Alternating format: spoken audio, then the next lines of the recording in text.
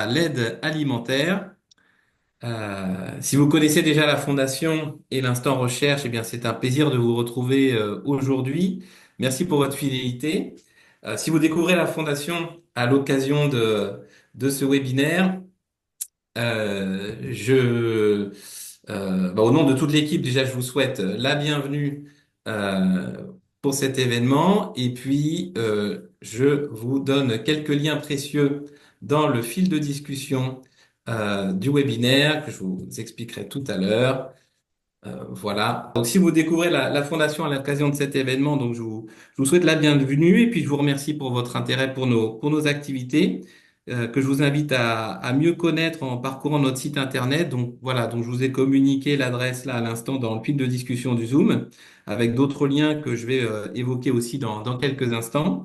Parmi toutes les productions de la Fondation, il y en a beaucoup maintenant.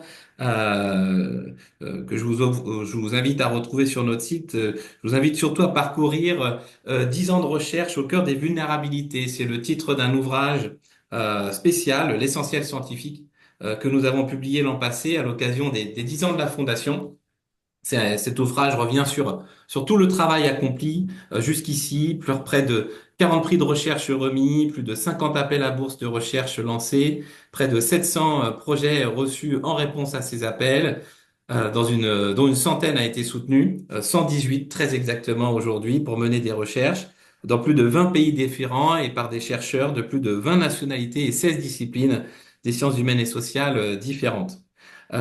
Cet anniversaire, ça a aussi été l'occasion de lancer de nouveaux projets, comme une série de podcasts que nous avons appelés Enquête d'humanité et qui permet de découvrir les résultats des travaux de recherche soutenus par la Fondation Croix-Rouge française par la voix de celles et ceux qui les ont conduits. Donc vous pouvez les retrouver aussi, les 9 premiers podcasts, sur notre site via le lien aussi, voilà, que je vous ai communiqué à l'instant, et sur toutes les plateformes principales de diffusion de podcasts. Voilà, j'en profite aussi pour rappeler que tous les événements organisés par la Fondation sont filmés et que vous pouvez les retrouver sur notre chaîne YouTube. Voilà, donc encore merci pour votre présence, pour ce nouvel instant recherche.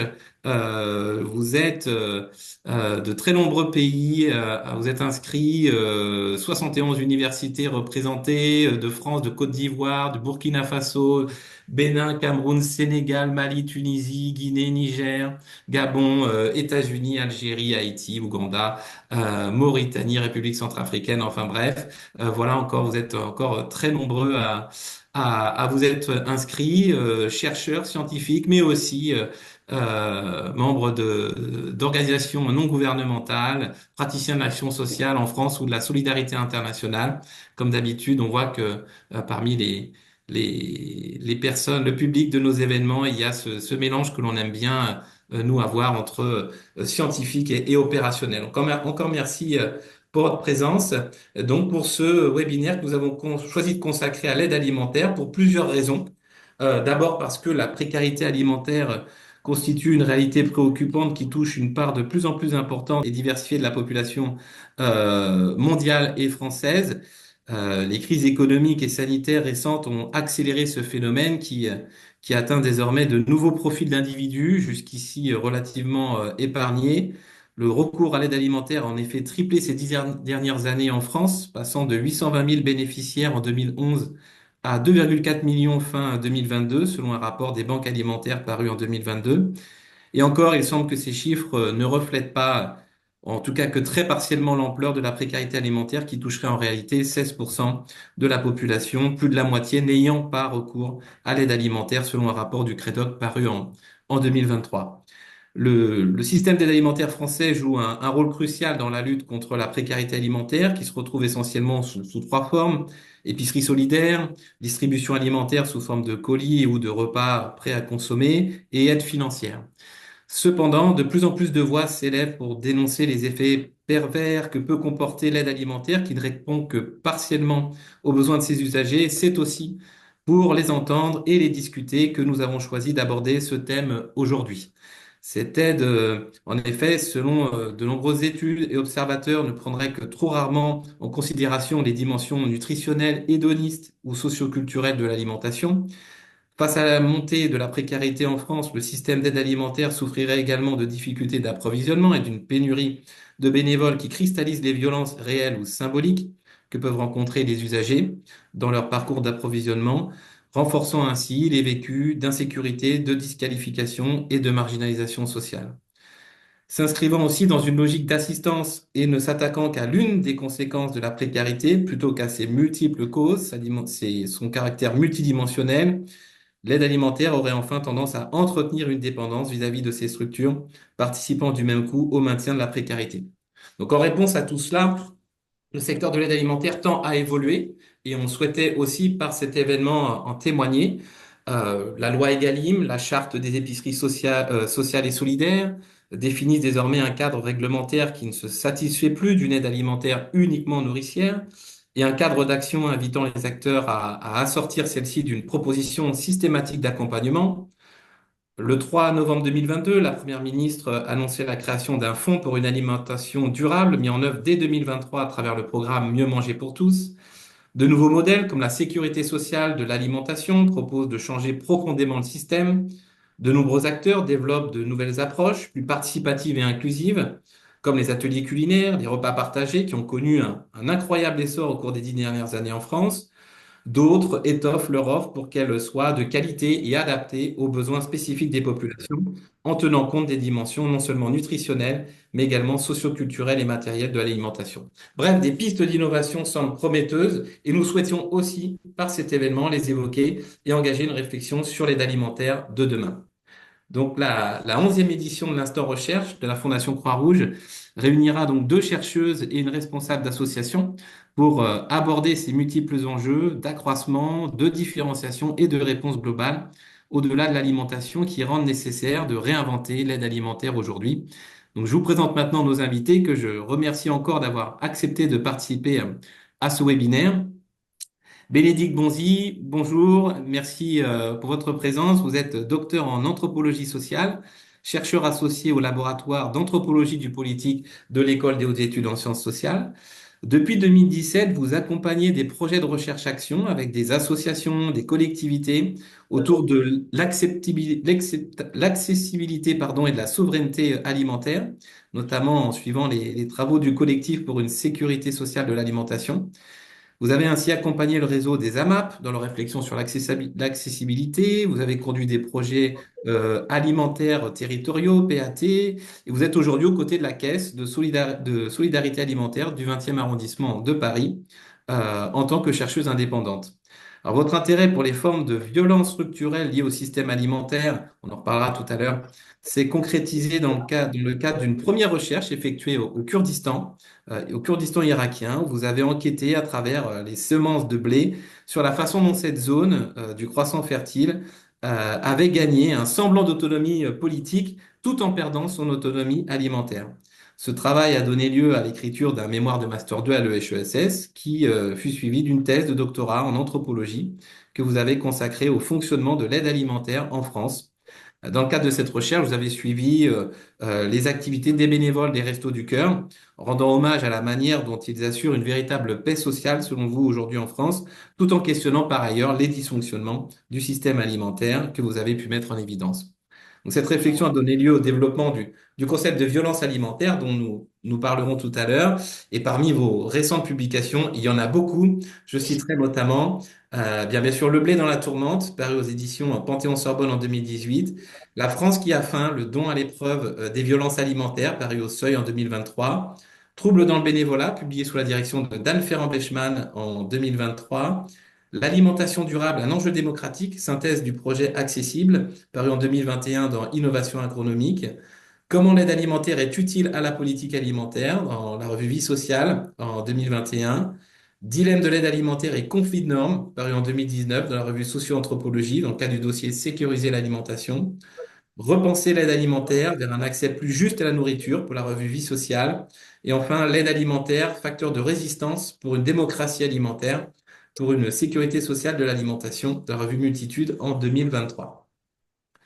Sonia Bouima, bonjour, merci aussi d'être avec nous aujourd'hui. Vous êtes chercheuse, formatrice et consultante en sciences sociales spécialisée dans le domaine de l'alimentation. Votre parcours de recherche débute par la réalisation en 2014 d'une enquête ethnographique portant sur la santé des gens du voyage dans le cadre d'un master professionnel d'anthropologie à l'université Lyon 2. Vous avez ensuite réalisé une thèse de doctorat en sociologie dans le cadre d'un CIFRE au centre de recherche de l'Institut Bocuse et en partenariat avec l'université Paris-Saclay. Cette recherche-action a consisté à étudier des ateliers culinaires et des repas partagés conçus par et pour des seniors dans le cadre des politiques publiques de lutte contre la dénutrition et l'isolement des personnes âgées en France. Cette démarche vous a permis d'évaluer de manière critique les bénéfices et les limites de ces dispositifs et d'en proposer des améliorations. Donc on le voit très tôt, Sonia, vous avez pris conscience du rôle central de l'alimentation, non seulement comme clé de compréhension des dynamiques sociales à l'œuvre dans nos sociétés, mais aussi comme levier puissant de médiation et d'innovation permettant d'accompagner ces mutations. Et cet intérêt pour l'alimentation s'est donc traduit également dans des formations que vous animez. En effet, depuis 2015, et en collaboration avec l'Institut LIF, donc anciennement l'Institut Paul Bocuse, vous sensibilisez les aides-soignants des hospices civils de Lyon aux dimensions socio-culturelles de l'alimentation, contribuant ainsi à l'amélioration de l'accueil et du bien-être des patients à travers la gestion des repas en milieu hospitalier. Vous avez aussi créé Humanity afin de diffuser votre expertise en matière d'alimentation et dispenser notamment des modules de formation au sein de l'école internationale de management 3A de Lyon ou de l'IUT de diététique de l'Université Lyon 1, où vous préparez les futurs professionnels de santé et de l'action humanitaire aux défis alimentaires de demain. Et au-delà, vous accompagnez également toute structure désireuse de développer des solutions alimentaires innovantes en adéquation avec les enjeux sociétaux et environnementaux contemporains. Enfin, bien sûr, je mentionne évidemment qu'en 2023, vous avez été désignée lauréate de la bourse de recherche Les défis de l'accueil alimentaire, émise par la Fondation Croix-Rouge française avec le soutien de la Fondation Nestlé France, afin de conduire votre projet de recherche Socialim portant sur la cuisine partagée comme levier d'action sociale contre la précarité alimentaire. Parmi vos récentes publications, je citerai bien votre analyse critique de l'ouvrage À table les vieux, paru en 2022 dans la revue Retraite et Société, l'article de l'identité aux soins, un regard socio-anthropologique sur l'alimentation, paru dans la revue de l'infirmière en 2021, rejouer sa condition sociale sur la scène de l'alimentation partagée, le cas des ateliers culinaires et des repas partagés pour bien vieillir, paru en 2021 dans Sciences et Action sociale. La personne âgée isolée dénutrie, l'usage des discours du risque et du manque par les acteurs de terrain, paru en 2019 dans Retraite et Société à nouveau. Enfin, Aline Di Carlo, bonjour, merci d'être avec nous.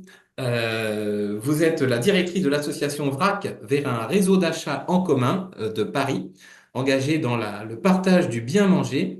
Après un master 2 innovation sociale et conduite du changement en économie sociale et solidaire, obtenu au Conservatoire national des arts et métiers, vous avez travaillé en tant qu'assistante sociale au SAMU social de Paris, puis au centre de soins, d'accompagnement et de prévention en addictologie.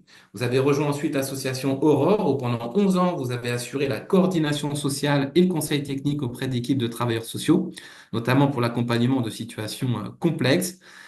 Vous avez occupé ensuite le poste de coordinatrice circuit spécifique au sein du service du CIAO, Service intégré d'accueil et d'orientation de Paris, en charge de la régulation et de l'observation de plus de 1000 places d'hébergement, destinées donc à ces circuits spécifiques de jeunes, personnes victimes de violences, personnes sous main de justice, personnes avec problématiques de santé, etc.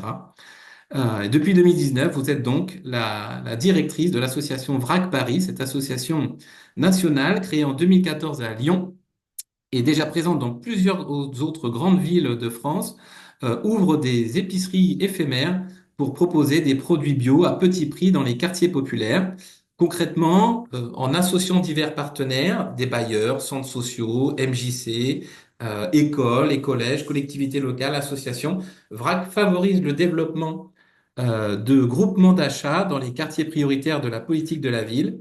Ceux-ci rendent accessibles aux populations les plus précaires des produits sains et de qualité, des produits bio ou labellisés, par l'achat en grande quantité, la réduction des coûts intermédiaires via la priorité donnée aux circuits courts, ainsi que la réduction des coûts superflus par la limitation des emballages et la vente à prix coûtant, donc sans marge.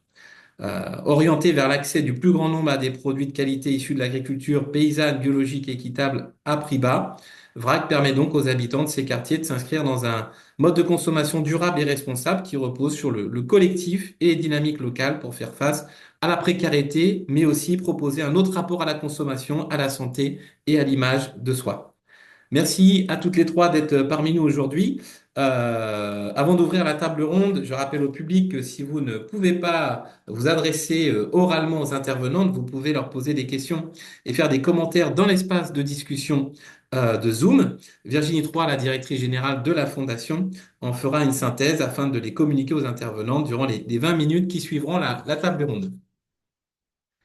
Alors pour commencer notre échange qui va nous amener rapidement à nous concentrer sur le contexte français, je porterai d'abord un regard sur le contexte international. Je ne l'ai pas dit en introduction, mais pour ajouter une autre motivation à faire ce webinaire, j'aurais pu rappeler que celui-ci fait suite à la parution en mars de cette année du numéro 25 de la revue Alternative Humanitaire, une revue cofondée par la Fondation Croix-Rouge et dont vous trouverez aussi un lien vers le site dans le fil de discussion du Zoom.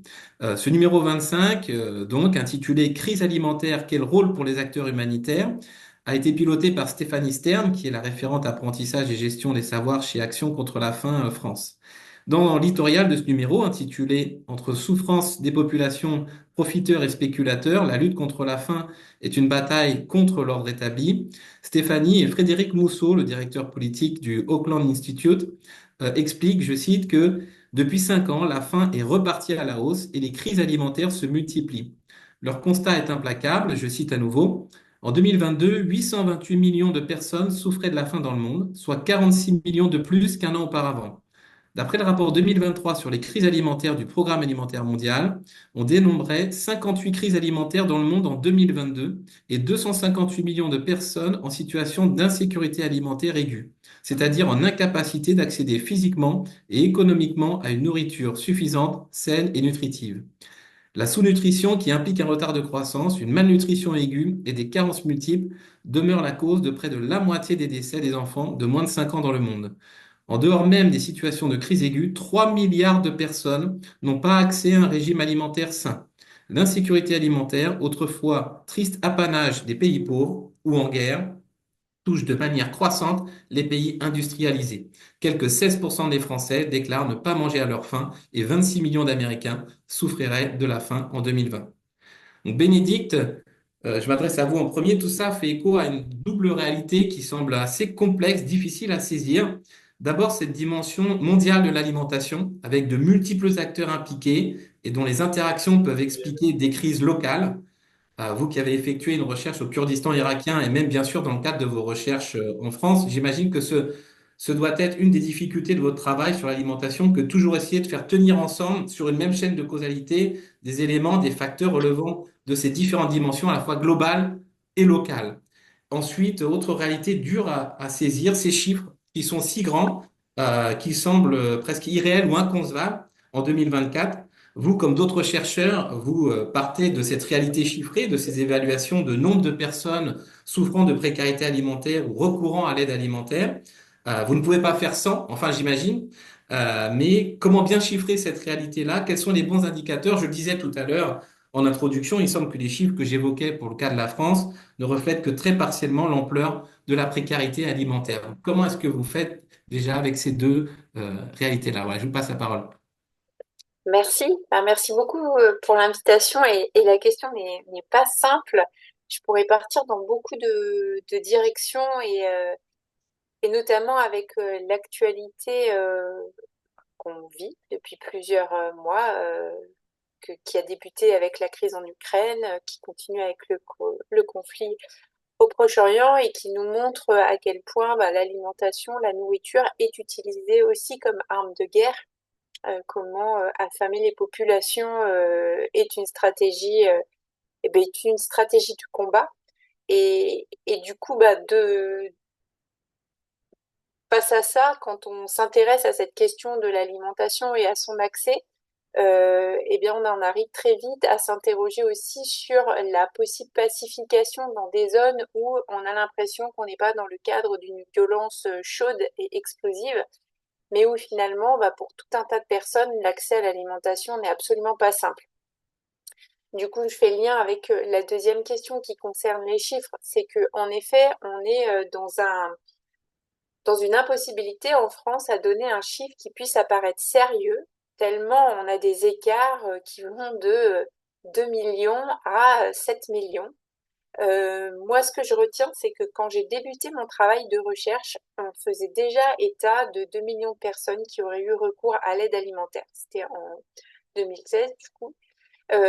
Sauf que ces 2 millions étaient déjà sous-évalués et qu'on parlait, les structures faisaient remonter que le chiffre avait doublé suite à la crise de 2008. Donc on était plutôt déjà sur 4 millions. Et après, le sentiment des structures qui font de l'aide alimentaire, c'est que les demandes et les chiffres ont au moins doublé enfin au moins augmenté de 25% au moment de la crise sanitaire, voire doublé. Donc on est plutôt en fait sur je pense que si on voit le ressenti du terrain et cette perception à laquelle moi je crois en fait, hein, des réseaux d'impossibilité de nourrir correctement, et c'est pareil hein, pour les bénévoles de la Croix-Rouge, on serait plutôt quand même sur entre 5 et 7 millions de personnes qui auraient recours à l'aide alimentaire. Moi, quand j'essaye d'y voir clair et de comprendre ce que ça signifie, et puis Sonia nous en dira plus en fait sur la précarité alimentaire, etc. Mais j'ai du mal à me figurer autrement que les personnes qui vivent sous le seuil de pauvreté, elles n'ont pas un accès à l'alimentation digne. En tout cas, ça doit être marginal, les personnes qui se nourrissent bien dans cette situation précaire ou qui font pas des choix ou qui n'utilisent pas la nourriture comme variable d'ajustement. Et du coup, là, on sait que sous le seuil de pauvreté, on a 12 millions de personnes en France. Donc, on en arrive à une autre forme de calcul. C'est de se dire, ah, mais si les acteurs de l'aide alimentaire ne peuvent que subvenir aux besoins de 5 à 7 millions de personnes, que font les autres? Et là, on comprend à la fois la grosse difficulté que vivent l'ensemble des structures de l'aide alimentaire, c'est-à-dire qu'elles ne peuvent absolument pas absorber les demandes. On les met dans une situation inextricable, extrêmement violente, puisqu'on demande aux personnes qui s'engagent de venir trier des pauvres parmi les pauvres, alors qu'ils ne sont pas mandatés pour le faire et qu'ils sont venus dans l'aide alimentaire pour dire oui. Et donc là, on prend la mesure qu'on rentre en effet dans quelque chose d'extrêmement violent et dans cette forme de pacification qu'on oublie souvent de nommer, dans le fait que finalement la manière de penser le système alimentaire, elle est restée en fait à la main d'une classe dominante qui continue du coup à exercer une forme de règne hein, en contrôlant les ressources et des ressources qui pourraient ou devraient être davantage considérées comme un commun auquel on ne puisse pas toucher, ce qui n'est pas le cas. D'où l'importance, en effet, de se référer à des textes importants, comme la Convention internationale des droits de l'homme, le fait de se dire, ben, ça serait quand même cohérent de se dire que la France, qui est une grande puissance, puisse appliquer cette Convention internationale des droits de l'homme et donc le droit à l'alimentation, et qu'elle puisse aller dans cet objectif d'inscrire le droit à l'alimentation dans la Constitution. Donc c'est en fait, quand on touche à cette question de l'alimentation et qu'on voit ce que ça déclenche, ce que ça met en place, enfin voilà, ce que ça, en termes d'inégalité, eh bien, on peut se dire qu'il y a en effet un énorme travail, mais on peut aussi constater, quand on fait beaucoup de terrain sur ces questions-là, à quel point ça résiste. C'est-à-dire que ces dérives du système alimentaire, elles sont pas une fatalité et cet esprit de pacification, en fait, il se fait pas non plus de manière tranquille. C'est-à-dire qu'il y a une forte conscience pour l'ensemble des personnes qui agissent au sein de l'aide alimentaire, euh, de se dire bon bah de toute façon il faut le faire parce que si on le fait pas, alors souvent quand on est la tête dans le guidon, derrière le si on le fait pas, il n'y a pas grand-chose. Euh, C'est-à-dire qu'il faut le faire et on ne pense pas même le si on le fait pas. Et le si on le fait pas, et ben c'est quoi? Ça serait des émeutes de la faim, ça serait des vols avec violence, ça serait du pillage dans les supermarchés. Donc c'est vraiment fort de comprendre à quel point cette résistance, elle nous permet de vivre en paix pour nombre d'entre nous, et comme quoi l'aide alimentaire, elle va bien au-delà du rôle qui lui est assigné, et qu'à ce titre-là, grâce aux acteurs de l'aide alimentaire, on peut aussi se dire que le système alimentaire a un fort rapport de force, un fort levier. Si on se dit qu'on en a marre que les pauvres soient utilisés pour, je vais très vite et on pourra y revenir dans les détails, mais pour absorber les surplus d'un système alimentaire complètement défaillant qui surproduit parce que dans une perspective utilitariste, il va utiliser le corps de l'autre pour faire sans cesse de nouveaux profits et capitaliser dessus. Donc voilà, pour essayer de dresser deux axes, essayer de parler de pacification et donc d'interroger la paix dans laquelle on voudrait être et dont on est bien loin. Et puis parler aussi de résistance pour les acteurs de l'aide alimentaire qui ne sont pas là en congestion de la pauvreté, mais qui eux aussi sont en souffrance par rapport à ce qu'ils vivent et ce qu'ils traversent. Merci Bénédicte. On reviendra sur ces points-là, violence, paix, résistance aussi tout à l'heure. Sonia, je vous laisse la parole sur ces mêmes questions, mais j'en ajoute encore une pour faire un peu plus compliqué. Mais on évoquait à l'instant avec Bénédicte la difficulté de faire fi des chiffres et j'imagine il en va de même de certains mots, certaines notions, concepts, quand on parle de ce sujet, des mots passés dans le sens commun d'ailleurs, tels que précarité alimentaire et son opposé, si je puis dire, qui serait la sécurité alimentaire.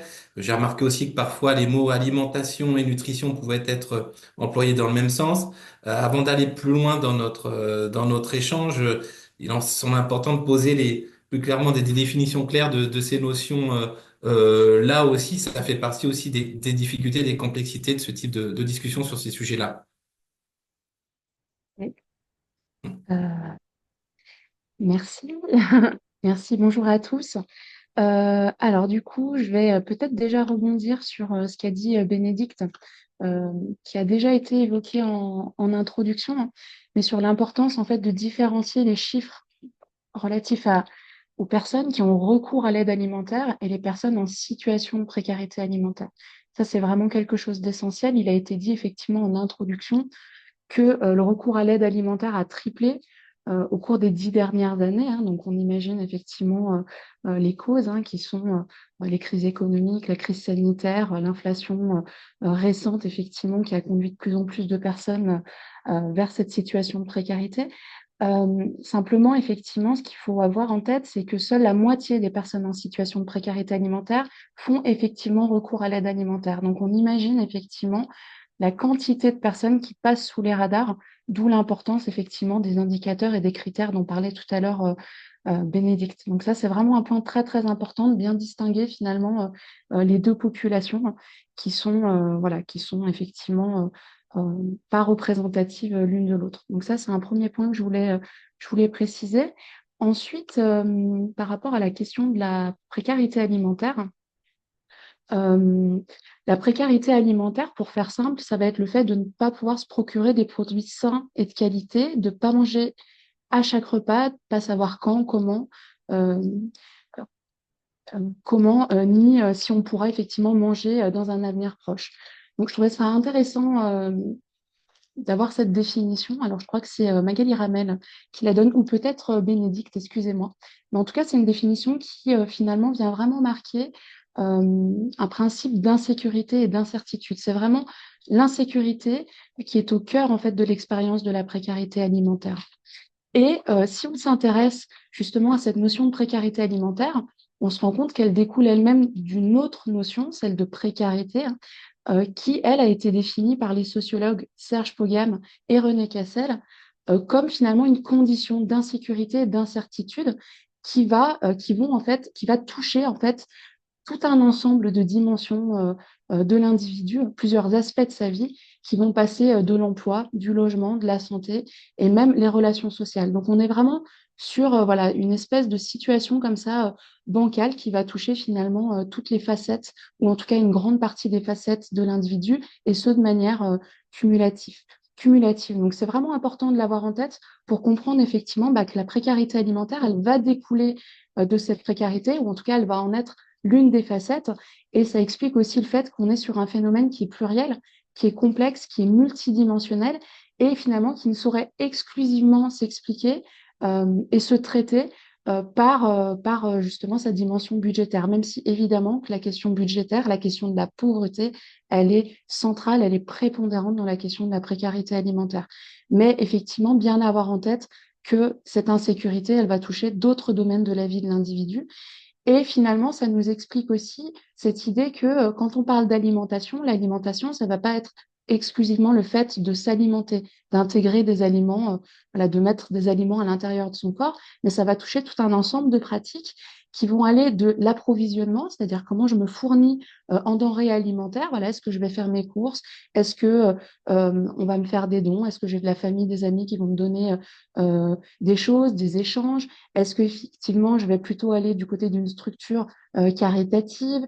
Est-ce que, voilà, etc., etc. Donc, l'approvisionnement alimentaire va être impacté par la précarité alimentaire. Donc, évidemment qu'à ce niveau-là, les questions budgétaires sont essentielles, mais ça va aussi impliquer d'autres dimensions qui vont être, par exemple, le stockage. Le stockage, c'est quelque chose d'important parce que, par exemple, admettons que j'ai la possibilité d'avoir des chèques alimentaires dans le cadre d'un suivi social. Bah, si j'ai pas de quoi stocker les aliments, finalement, eh ben, je vais pas pouvoir cuisiner, par exemple. Je vais pas non plus pouvoir cuisiner, par exemple, si je ne dispose pas d'un logement ou si je n'ai pas d'équipement de cuisine, si j'ai pas de frigo, si j'ai pas de congélateur, si j'ai pas de four, si j'ai pas de plaque de cuisson, etc., etc. Ça va aussi toucher la question de la consommation. Euh, le fait, par exemple, de manger seul ou de manger avec d'autres personnes, évidemment que quand on va être en situation de précarité, il va y avoir d'autres dimensions qui vont être impactées, euh, qui vont être, par exemple, la cause de la précarité alimentaire, un isolement, par exemple, qui va faire que voilà, je vais plutôt manger seul ou je vais avoir accès à moins de solidarité informelle de la part de mon entourage. Inversement, je vais peut-être me priver aussi de repas partagés avec des membres de la famille ou avec des amis parce que j'ai honte, parce que j'ai pas les moyens, par exemple, de rendre une invitation si je suis invitée, etc., etc. Donc vraiment, la précarité alimentaire, à l'instar de la précarité, on est vraiment sur un phénomène extrêmement complexe euh, au sein duquel voilà, se joue tout un ensemble de dimensions dont on sera amené à parler au fil de cet échange. Merci Et beaucoup. ensuite, Oui, oui, pardon, je vous ai coupé. voilà. Pour ce qui est de l'insécurité alimentaire, j'y reviendrai peut-être un petit peu plus loin, parce qu'il me semble que ça résonne effectivement avec d'autres dimensions qu'on va être amené à traiter. Très bien. Parfait, merci beaucoup. Et on comprend bien avec vous que la précarité alimentaire n'est qu'une facette de la précarité et un des reflets d'une situation de vulnérabilité qui peut être marquée par plein de facteurs différents, l'isolement social, l'absence de logement, l'absence d'emploi, bien sûr, le non-accès aux droits, etc. Et cette dimension, cet aspect multidimensionnel, justement, aussi fait partie des challenges de l'aide alimentaire. Euh, euh, pour nous concentrer à nouveau sur le contexte français, en préparant le webinaire, j'avais l'idée de vous poser la question suivante, à la fois évidente et simple, enfin en tout cas a priori, qui a recours à l'aide alimentaire en France aujourd'hui? Mais en préparant le webinaire, il apparaît que le recours à l'aide alimentaire concerne non seulement de plus en plus de personnes, mais aussi des profils de personnes de plus en plus variés avec une présence qui s'affirme de publics dits de nouvelle pauvreté, étudiants, retraités, intérimaires, travailleurs pauvres. Et on sait aussi que la crise engendrée par le Covid, l'épidémie de Covid-19 a conduit de nombreuses personnes à solliciter pour la première fois un dispositif d'aide alimentaire. Bref, la population recourant à l'aide alimentaire en France semble très, très hétérogène. Partagez-vous ce constat ou y a-t-il tout de même un ou des profils de personnes surreprésentées parmi celles recourant à l'aide alimentaire? Aline, je m'adresse à vous. Les épiceries de vrac s'implantent prioritairement, bien sûr, dans des quartiers prioritaires de la politique de la ville, mais constatez-vous cette hétérogénéité tout de même parmi les profils de personnes qui passent la porte de vos épiceries? Et encore, bonsoir et merci d'être avec nous. Bonjour, merci beaucoup pour l'invitation, merci pour les interventions. Pour vous répondre avec la lucarne de vrac, je dois préciser d'emblée que bien que nous soyons habilités aide alimentaire, nous sommes un ovni clairement dans le champ de l'aide alimentaire classique. Donc la réponse que je vais vous apporter sera pas forcément Absolument celle que vous apporterez des collègues d'une aide alimentaire plus traditionnelle. Pour revenir sur les quartiers d'implantation de vrac, que ce soit à Paris ou ailleurs, sont dans les quartiers populaires et notamment les quartiers politiques de la ville, donc des quartiers qui connaissent une prévalence de logements sociaux. Et chez vrac, on a vraiment un tropisme fort autour du logement social, de toucher les locataires et notamment les locataires les plus en fragilité économique pour, comme le disait Bénédicte tout à l'heure, agir sur la partie budgétaire de l'alimentation, pouvoir l'étendre et qu'elle ne reste pas cette fichue variable d'ajustement du budget. Donc, de fait, nous avons un public hétérogène puisque nous accueillons les habitants des quartiers. Donc, on va retrouver des personnes seules, on va retrouver des familles, petites, moyennes ou grandes, on va retrouver des personnes âgées, on va retrouver des jeunes personnes. Maintenant, pour vous donner quelques statistiques, ça ne vous étonnera pas, comme le Crédoc, on retrouve 80% de femmes qui viennent faire leurs courses chez Vrac, mais on a quand même, on pourrait voir le verre à moitié plein, on a 20% d'adhérents hommes qui viennent nous rejoindre. Et on a plus de 50%, 50,8% d'adhérents de plus de 60 ans. Donc, moi, je voudrais faire vraiment un focus là sur les personnes âgées qui, pour paraphraser ce qu'elles nous disent tous les mois, bah, c'est pas que je suis pauvre, mais une fois que j'ai tout payé, bah, il me reste pas grand-chose. Donc, bah, je suis pas partie en vacances depuis des années. Puis c'est vrai que quand j'avais mes enfants, bah, c'était trop cher, donc je partais pas non plus en vacances. Bah, un resto, j'arrive plus à me souvenir la dernière fois que je l'ai fait. Ou encore une adhérente qui me disait récemment, bah, vous voyez, moi je suis toujours la dame qui a 5 euros de trop pour avoir droit à une aide. Donc non, ce ne sont pas des personnes de la rue, ce ne sont pas des personnes dans une grande précarité, mais on a des personnes pour qui la question de la précarité est lancinante. C'est-à-dire que à force de la notion de légèreté et de plaisir qui s'évanouit peu à peu dans la vie. Alors, c'est peut-être moins choquant tout de suite qu'une personne qui dort à la rue, clairement. Mais si on rapporte ça à l'échelle d'une vie, c'est quand même, ben, il s'agit quand même de souffrance en réalité. Donc nous, on vient agir sur la partie qui est la nôtre, qui est l'alimentation, pour redonner du choix sur cette partie essentielle à la vie de chacun. Et comme le disait tout à l'heure Sonia Bouima, bah, peut-être pouvoir retrouver le plaisir d'inviter quelqu'un pour un café, d'inviter quelqu'un pour un dîner. Et d'agir sur la notion de convivialité aussi par l'aspect communautaire, par l'aspect participatif de ces épiceries qui n'est qu'un 20 mots. En réalité, on appelle épicerie parce qu'il n'y a pas de mots. Le vrai terme, ça serait retranscription physique des groupements d'achat le jour J. C'est un peu lourdingue. Donc on appelle ça épicerie éphémère parce que justement le mot distribution renvoyait euh, trop de notre point de vue aux distributions d'aide alimentaire classique où finalement on n'a pas le choix. Là, on vient chercher ce qu'on a choisi, on paye. Alors certes, on paye avec une tarification différenciée, prix coûtant, moins 10% du prix coûtant, moins 50% du prix coûtant, ce qui permet de toucher, je vous parlais des classes populaires tout à l'heure en illustrant avec les retraités, mais ce qui permet de toucher aussi nombre d'adhérents qui sont bien sous le seuil de pauvreté, qui est aujourd'hui la majorité des adhérents, et nombre d'entre eux qui vivent de revenus de transfert, RSA, AH, qui sont logés.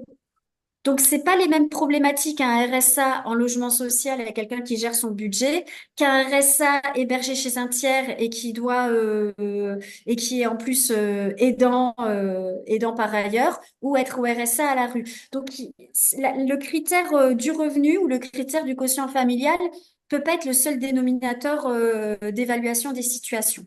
Donc, une hétérogénéité des publics, oui. Mais j'imagine que les personnes de l'aide alimentaire pourraient apporter un discours aussi complémentaire au mien aujourd'hui. Hmm. Merci Aline. Bénédicte, peut-être c'est vrai que dans la littérature, voilà, j'ai relevé moi que le type d'aide alimentaire auquel une personne à recours sont quand même conditionnés par le sexe. Il semble quand même qu'il y ait cette variable-là. Les structures délivrant des colis seraient davantage fréquentées par des femmes, 76% des usagers, tandis que les structures délivrant des repas le sont majoritairement par des hommes, 87% des usagers. C'est une enquête alimentation et état nutritionnel des bénéficiaires de l'aide alimentaire de Grange et Castelbon de 2011-2012, donc qui date peut-être un petit peu. Et cette différence dans les pratiques de recours à l'aide alimentaire s'expliquerait aussi par une répartition sexuée des rôles dans les tâches alimentaires. Voilà aussi une autre référence, alimentation, deux points, armes du genre. Un article dans le journal des anthropologues selon laquelle les femmes cuisinent et les hommes moins évidemment cette répartition-là. Et par ailleurs, d'autres recherches, comme celle d'Estelle Foura, soutenue par la Fondation Croix-Rouge en 2020, démontraient aussi que les femmes sont peu visibles dans les distributions de repas chauds effectués en plein air pour des raisons de sécurité, selon leur dire, où il y a une concentration d'hommes, éventuellement de drogue et de violence. Elle avait fait une enquête sur l'aide alimentaire dédiée notamment aux personnes en situation d'exil. Voilà. Est-ce que cette dimension-là, compte tenu de cette hétérogénéité mise à part, je veux dire, cette dimension genrée vous semble importante aussi dans vos observations de terrain? Je m'adresse à Bénédicte et Sonia, hein. Bénédicte, peut-être. Oui, ben après j'avais aussi envie de rebondir sur des choses qu'ont dites Sonia Bien sûr, et Aline, mais pour cette question du genre, oui, on le voit et on le voit même sur la reprise en main du système alimentaire que globalement c'est toujours plutôt des femmes qui s'en occupent et puis on le voit même à cette table ronde où on est trois femmes à venir témoigner. Donc oui, c'est quelque chose qu'on constate, mais du coup, je vais faire le lien aussi avec ce que je voulais dire en réaction à ce qui était présenté tout à l'heure, c'est que on cherche à avoir des chiffres pour se figurer des choses, mais au final, cette précarité, ces difficultés alimentaires. Alors excusez-moi, j'ai une enfant malade à la maison, donc j'ai pas pu la pas de voilà, souci. On lui elle est souhaite un prompt paressante. Quoi. rétablissement. Elle est, voilà, elle est là. Donc c'est extrêmement concret et du coup, les chiffres, ils sont rien par rapport à la souffrance dont on est témoin quand on est travailleur social, quand on est accompagnant à vrac, quand on est bénévole. Et en fait, cette souffrance-là, même, enfin, je veux dire, il y aurait aucun pourcentage qui pourrait venir dire que bah, c'est pas grave ou c'est pas assez. Il y a pas de rationalisation en fait de cette souffrance de fait qu'elle pourrait être évitée. C'est-à-dire que ce qu'on oublie souvent, c'est que cette précarité alimentaire, le fait que certaines personnes n'aient pas accès à une nourriture de qualité pour bien manger, c'est une construction, c'est pas une fatalité. C'est bien parce que à un moment donné, on fait des choix politiques et économiques que, eh bien, on en arrive à cette situation-là. Et du coup, c'est vrai que ben, sur le terrain, et là, je pense que ça fait aussi vraiment écho à la question humanitaire, eh bien, on est témoin de cette chose-là aussi en tant que chercheur. Et ça pose la question de se dire, bah, où est-ce qu'on doit se situer quand on est témoin de toute cette brutalité, de toute cette violence, alors qu'on pourrait faire d'autres choix.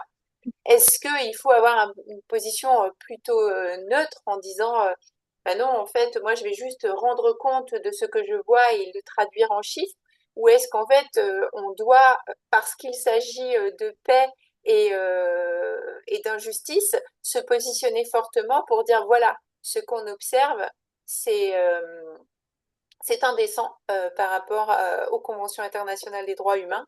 Et donc, il Mm. faut que ça s'arrête immédiatement.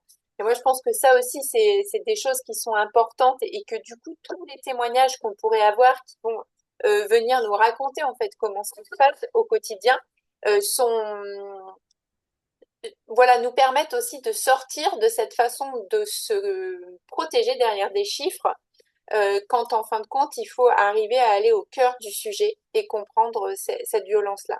Et pour en revenir finalement à cette question du genre et des femmes, c'est aussi de se mettre à la place de tout un tas de femmes. Et là, je reviens sur l'intervention d'Aline et la spécificité que peut avoir VRAC sur d'autres maillons de l'aide alimentaire. Et du coup, comment VRAC vient proposer autre chose par rapport à, enfin, voilà, en étant témoin un petit peu de ce désastre. C'est que au final, quand on est une maman et qu'on va avoir recours à l'aide alimentaire, eh bien, on va revenir avec des paniers où on n'a pas choisi, où on a eu ce que beaucoup d'autres personnes n'ont pas voulu, et où dans la construction aujourd'hui du panier de l'aide alimentaire en France, on va avoir beaucoup de produits qui, alors même en produits secs, sont sur des dates dépassées. Donc, ils sont soi-disant toujours bons à la consommation, mais plus bons à la vente. Et du coup, par rapport à ça, on se met à la place des femmes, des mères de famille premières concernées qui, au quotidien, vont se dire qu'est-ce que je fais? Est-ce que je donne ça ou est-ce que je ne le donne pas à mon enfant? Et finalement, quand on reçoit ce témoignage, en tout cas, moi, il m'a glacé plusieurs fois parce que je ne l'ai pas entendu qu'une fois pendant les recherches. C'est quelque chose qui est assez récurrent. Autre chose qui pour le coup, là, remet une note d'espoir. Un jour, dans ces échanges avec des groupes de femmes, hein, parce que c'est les femmes qui viennent, on discute en fait du sentiment de honte de devoir recourir à l'aide alimentaire. Et puis, on fait un espèce de débat mouvant autour de ça en prononçant certaines phrases. Et donc, face à la honte, toutes se mettent d'un côté en disant qu'elles ont honte. Et puis, une jeune femme se met de l'autre côté. Puis elle les regarde avec beaucoup d'assurance et un énorme sourire et elle leur dit, mais pourquoi vous avez honte? On n'a rien fait de mal Mm. et ça va changer. Et le fait qu'elle porte cette conviction aussi forte, c'était important. Et du coup, c'est là aussi où la précarité, on la prend toujours dans son côté, ben voilà, on ne sait pas si on va pas manger demain.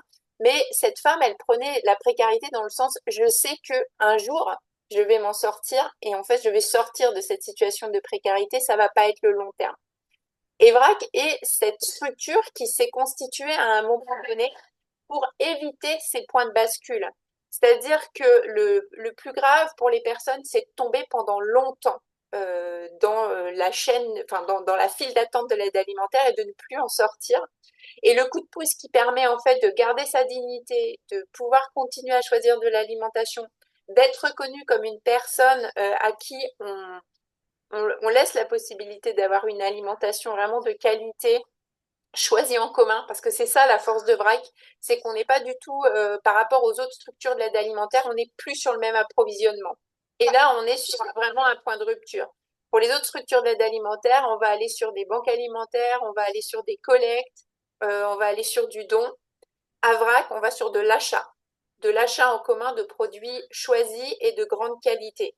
Et là, en fait, on se rend compte que, hop, il y a un virage qui se met en place. Et en effet, on observe par rapport aux personnes qui vont fréquenter VRAC et aller dans cette épicerie éphémère qu'il y a une porte qui s'ouvre vers la démocratie et vers une autre façon de pouvoir se nourrir et d'être considéré dans la société. Donc, c'est très important ce point de bascule que fait VRAC, d'une part, pour éviter que la personne, elle chute dans une file d'attente de laquelle elle ne peut pas sortir, et d'autre part, pour essayer de faire basculer le secteur de l'aide alimentaire vers autre chose en se disant peut-être qu'on peut avoir la main en fait sur sur nos achats et ce qu'on propose à manger aux personnes. Je peux me permettre juste de rebondir. Bon, déjà, merci Bénédicte. Quel plaisir de faire une visio où quelqu'un d'autre explique magnifiquement bien VRAC. C'est vraiment merci. Et Il n'est c'est pas tout facile à expliquer.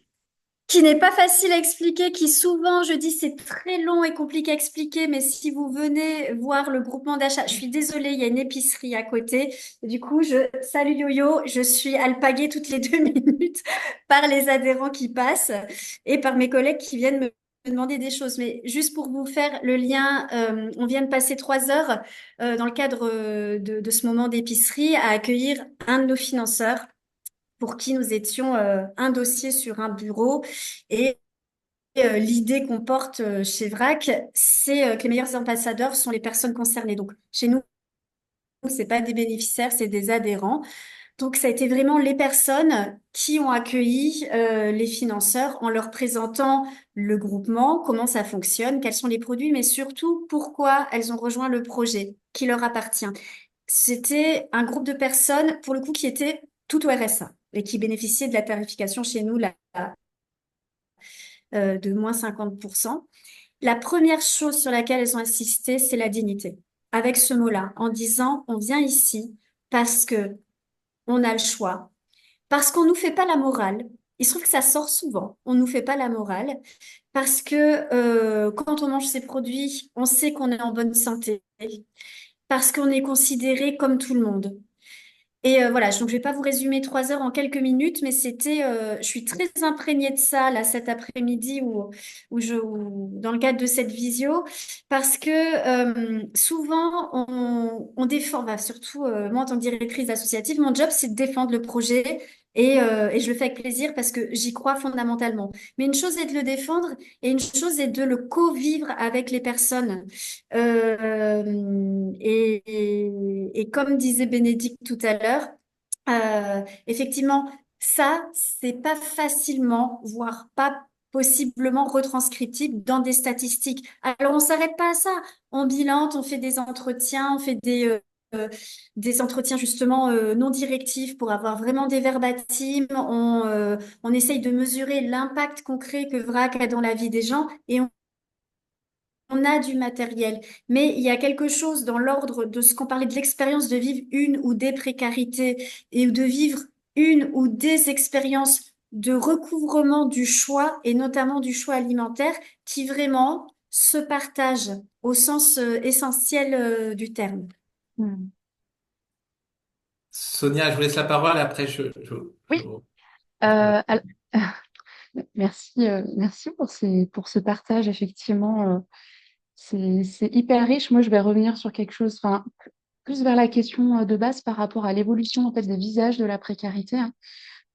Alors, effectivement, hein, quand on pense précarité alimentaire, au départ, on était plutôt sur des populations dites vulnérables, des populations sans activité professionnelle pour différentes raisons. On parlait tout à l'heure, par exemple, des personnes au RSA, des personnes en situation de handicap, des personnes en situation migratoire également.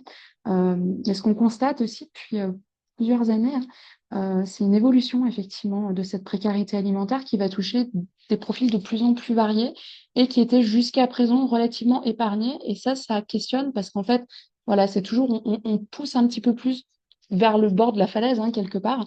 Et finalement, bah, ces personnes qui étaient relativement épargnées, mais plutôt fragiles, hein, finalement, basculent du côté de la précarité et de la précarité alimentaire. Alors, je pense notamment aux travailleurs pauvres. Alors ça, c'est plutôt des chiffres du côté de la Banque alimentaire qui a fait paraître un rapport en 2022 ou 2023, peut-être 2023, qui nous parle des travailleurs pauvres qui, malgré leur activité professionnelle, malgré des revenus, finalement, n'arrivent pas à répondre à leurs besoins alimentaires. Donc, c'est quand même assez stupéfiant. Et puis, un certain nombre aussi de personnes âgées qui perçoivent des pensions de retraite assez faibles et qui, là encore, finalement, rend difficile, effectivement, une réponse à, à des achats, hein, qui peinent finalement à faire face, notamment à l'inflation. Donc ça, c'est quelque chose qui a énormément joué, hein, l'inflation, finalement, qui a fait basculer toute une catégorie de la population qui était, voilà, un petit peu au bord du gouffre quelque part et pas finalement basculer avec cette inflation qui a eu des conséquences finalement assez tragiques. Je pense aussi une dépopulation à laquelle on ne pense pas nécessairement et qui pourtant est vraiment le visage de la précarité alimentaire en France aujourd'hui. Ça va être les jeunes aussi, les 18-24 ans, qui sont vraiment très, très concernés par cette problématique. Notamment, je pense à une récente étude de l'Observatoire des vulnérabilités alimentaires de la Fondation Nestlé France qui nous dit qu'ils sont 41% à se trouver actuellement en situation d'insécurité alimentaire sévère.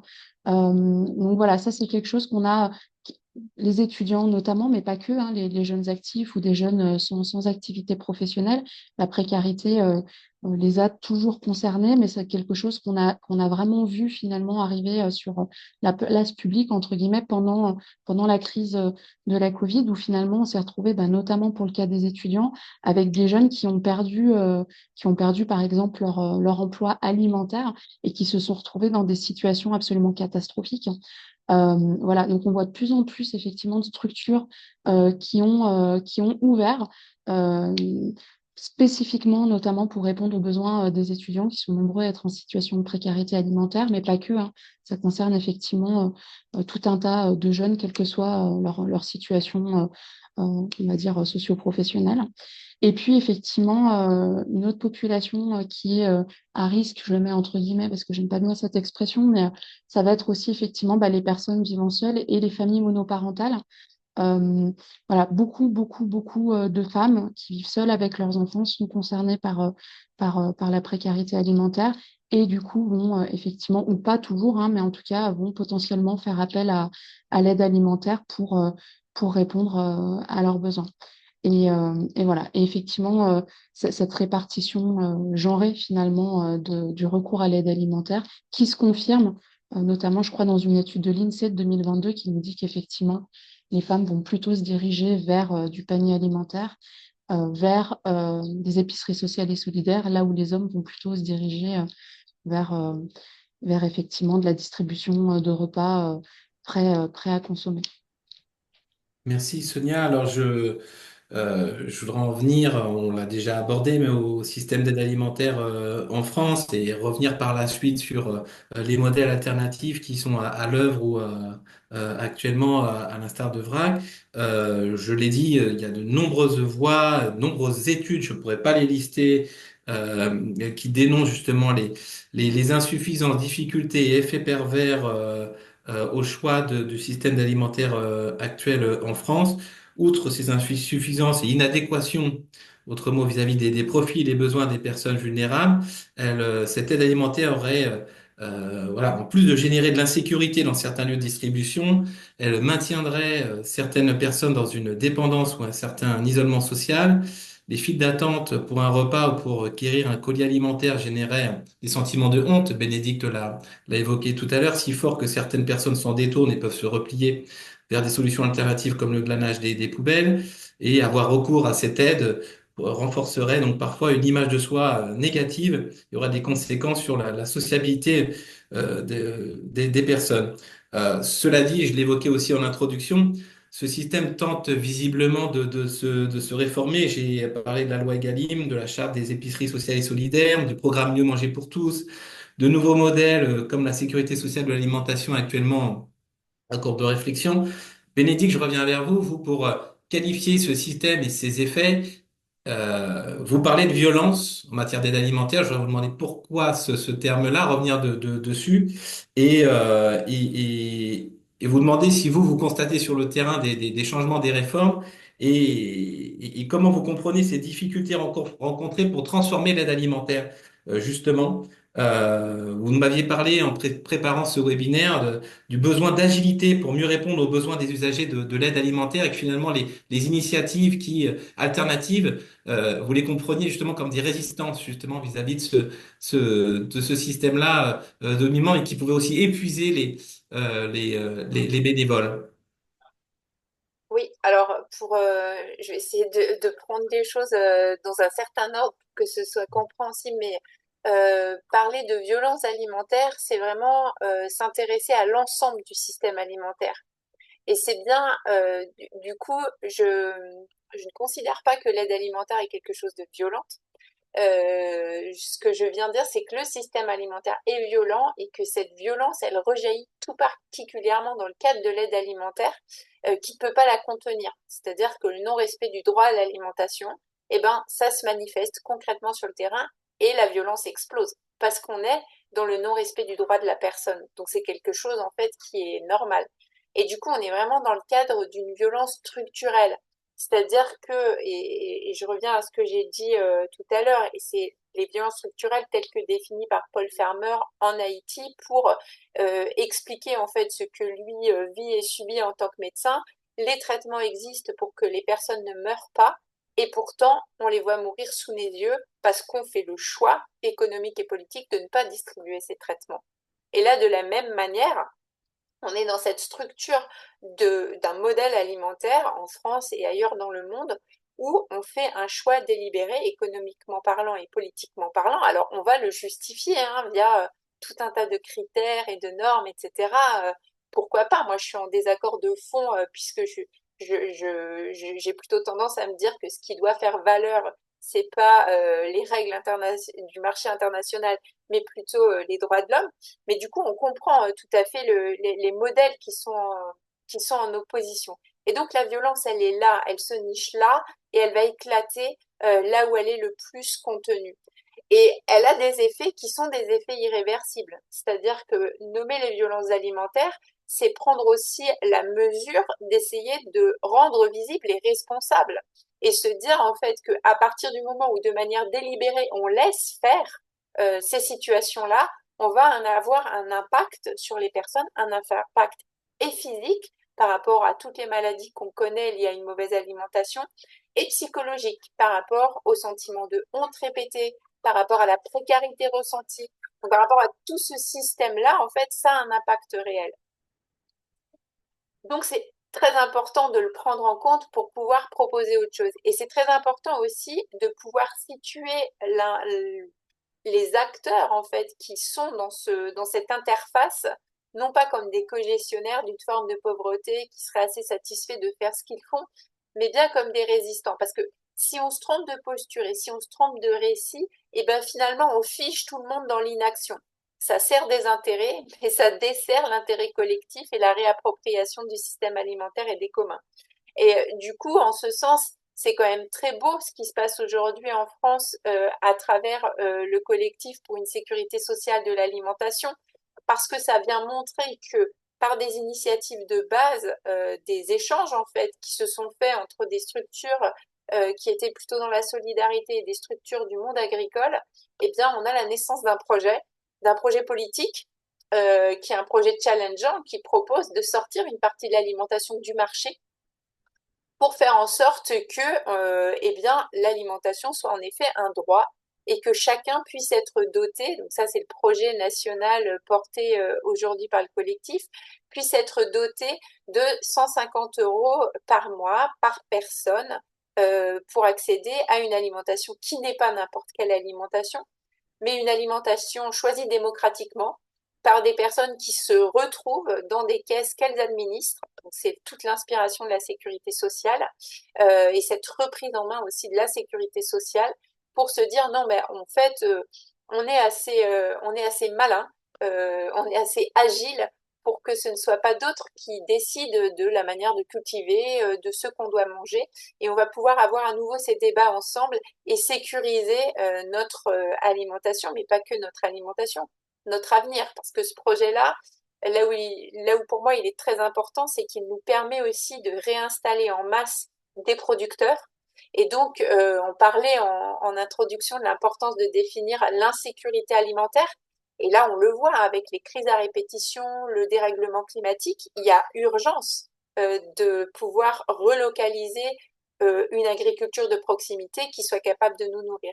Donc, on a cette réponse-là qui permet en fait, ben voilà, de se dire on a résisté, c'est pas pour rien, c'est bien parce qu'un vrai projet de paix nous attend derrière et qu'on voilà, qu'on est en train d'essayer de le vivre et de le faire vivre dans différents territoires. Je voyais sur les messages qu'il y avait regardez le travail qui est fait dans Territoire à vivre. Bah oui, voilà, c'est tout cet enthousiasme de Territoire à vivre à Montpellier, à Lyon, où ça débouche sur des caisses et de la solidarité et de la démocratie alimentaire.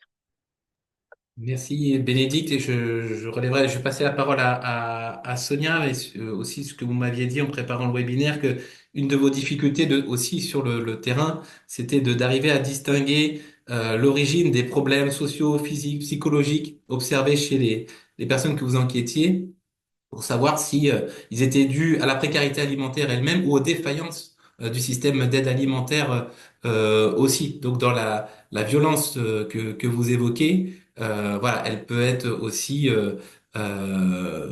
originaire de multiples canaux. Et ça fait partie aussi de vos difficultés sur le terrain dans l'analyse de ces fragilités humaines. Sonia, je vous passe la parole Oui, sur ce sujet-là voilà, des logiques alternatives qui sont à l'œuvre. oui. Vous aviez parlé en préparant le webinaire de la nécessité notamment, enfin, l'intérêt de jouer en levier de mobiliser sur les solidarités, ainsi que les facultés des personnes qui ont recours à l'aide alimentaire aussi pour préfigurer d'autres modèles possibles par rapport à toutes les défaillances et les effets négatifs du modèle actuel. Oui. Euh, oui, oui, oui. Peut-être pour rebondir en fait sur cette question de violence. C'est vrai qu'effectivement, bien avoir en tête qu'effectivement, ces violences qui peuvent être dénoncées, ces effets pervers qui peuvent être dénoncés, effectivement, concernent finalement les effets pervers et les violences du système alimentaire, dont finalement l'aide alimentaire n'est qu'un maillon. Euh, voilà, on parle souvent de maillon, la production, la transformation, la distribution, la consommation, mais finalement, cette aide alimentaire, c'est un maillon de ce système qui en lui-même est assez précaire finalement. Donc, je pense que parmi les violences effectivement symboliques, alors cette fois-ci, moi, c'est plutôt un concept de sociologie que j'emprunte à Bourdieu, qui nous dit qu'effectivement, bah, les violences, elles sont pas forcément physiques, mais elles peuvent être symboliques, euh, passer par de la stigmatisation, par de la discrimination, etc. Et effectivement, ce sont des choses qu'on peut retrouver dans l'aide alimentaire, dans certaines pratiques, pas toutes, mais qu'on peut retrouver, et qui effectivement découlent encore une fois d'un système qui est finalement précaire et qui arrive un petit peu en bout de course. En tout cas, on espère que les choses finalement vont être amenées à évoluer. Euh, Par rapport à ça, effectivement, au niveau des effets pervers et même des violences symboliques, hein, ça peut y participer. Il y a quand même quelque chose de l'ordre effectivement de la qualité, hein, des aliments. Euh, Cette idée finalement que, bah, notamment depuis la loi Garot, finalement, bah, les grandes surfaces sont obligées de donner leur surplus à des structures d'aide alimentaire. Donc on peut aussi s'interroger sur la manière dont l'aide alimentaire ne deviendrait pas finalement une poubelle de la grande distribution et elle-même finalement comment dire, une victime hein, des effets pervers finalement du système alimentaire dont on a parlé juste avant. Et finalement, parmi les violences symboliques, ben, on peut aussi penser à ces personnes finalement qui vont récupérer un petit peu les poubelles hein, de la société. Euh, je vais enchaîner sur la question qui vient de m'être posée, mais en échangeant là ensemble, j'ai repensé finalement au discours euh, d'une des personnes que j'ai rencontrées, hein, qui est responsable d'un centre social, euh, responsable, pardon, d'un CCS au niveau d'une petite commune et qui me parlait justement de ces violences symboliques, parmi lesquelles on peut compter, par exemple, un principe qui est celui de la conditionnalité, le fait que les personnes, pour avoir accès finalement à l'aide alimentaire, pour avoir accès à une structure de distribution, par exemple, doivent sans arrêt justifier de ses ressources, de sa situation sociale. Donc ça, c'est quelque chose qui peut être vécu de manière extrêmement difficile par les personnes. On peut l'imaginer hein, si on se met à leur place finalement et qu'on devait systématiquement aller finalement quémander cette solidarité qui par ailleurs, la solidarité, ça fait partie de tout groupe humain. Hein, c'est ce qui tient quand même les sociétés entre elles. Et pourtant là, on va nous parler d'aide ou voilà euh, d'assistance, alors qu'effectivement, voilà, alors on est des êtres humains et par nature, on devrait être solidaire. Donc, cette conditionnalité qui participe effectivement d'une violence symbolique et qui peut expliquer aussi le non-recours, hein, dans certains cas, à l'aide alimentaire. Il peut aussi y avoir des postures, alors encore une fois, je ne vais pas du tout généraliser, hein, mais parmi les violences symboliques, il peut y avoir des postures de supériorité, des postures de jugement dont on parlait tout à l'heure. Cette idée, quand ma collègue disait tout à l'heure, ça nous fait du bien qu'on ne nous fasse pas la morale.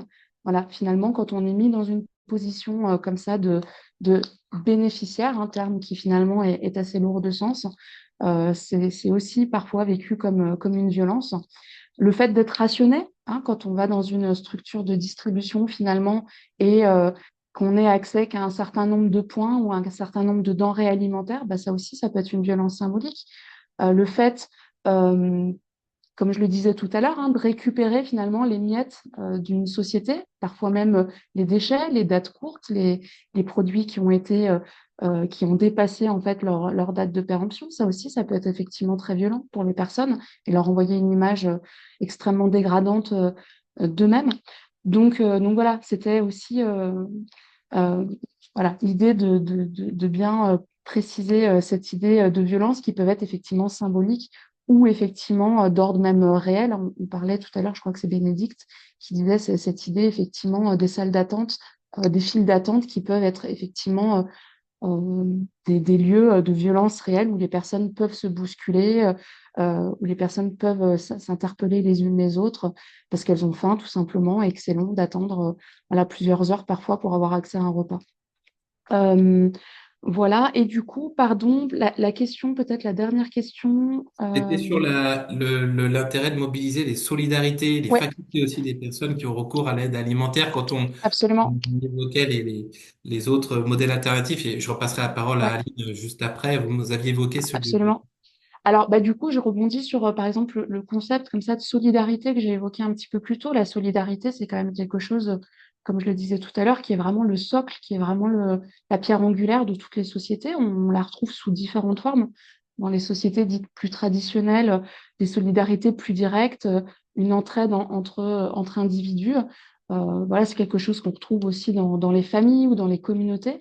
Vraiment une solidarité directe. Et puis des solidarités, on va dire, plus formelle, plus institutionnelle, plus centralisée aussi, qu'on retrouve dans les sociétés dites modernes, où finalement, ça va être bah, l'État, ou ça va être des structures, des institutions finalement qui vont opérer ce rôle de solidarité. Quoi qu'il en soit, c'est vraiment au cœur finalement de nos sociétés.